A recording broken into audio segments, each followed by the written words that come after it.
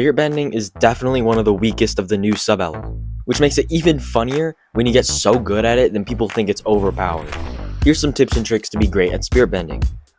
First, you need to know your main attack method varies, but I personally play aggressive, using Air Shield Blast as a main attack method. Movement is huge with Spirit, and you need to get into the hang of being able to teleport reliably and quickly.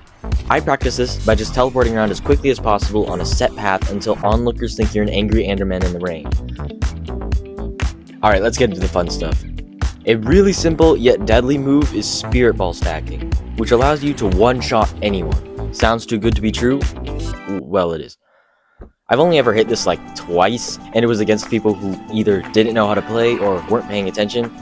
If you're watching this, I'm sorry. The easiest way to pull this off is to walk forward while repeatedly pressing grip on both controllers.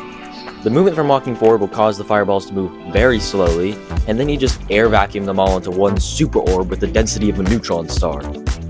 Now's the hard part, actually hitting someone with it.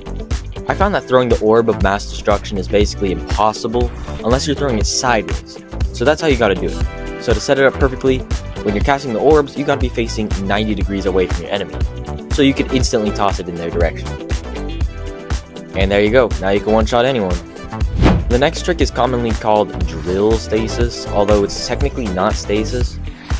I showed this briefly in one of my other shorts, but I never went into detail on how it works. Basically, you throw a scythe, and before you teleport, you summon a drill. The drill will be left behind when you teleport and coming towards you, while in the state you can still throw it, so you hit your enemies from any direction. This is definitely a more advanced skill that requires more practice, but I've personally gotten really good at it.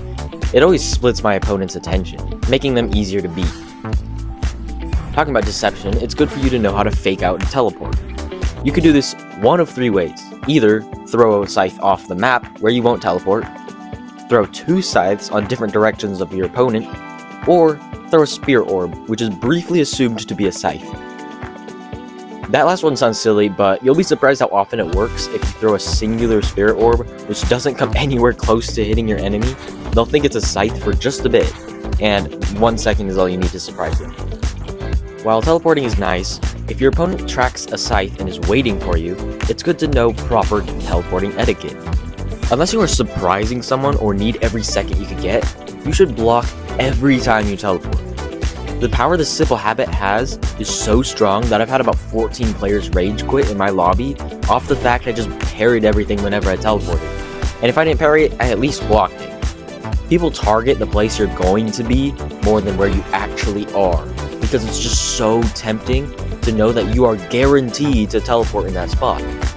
I'm still forming this habit myself, but the benefits are clear.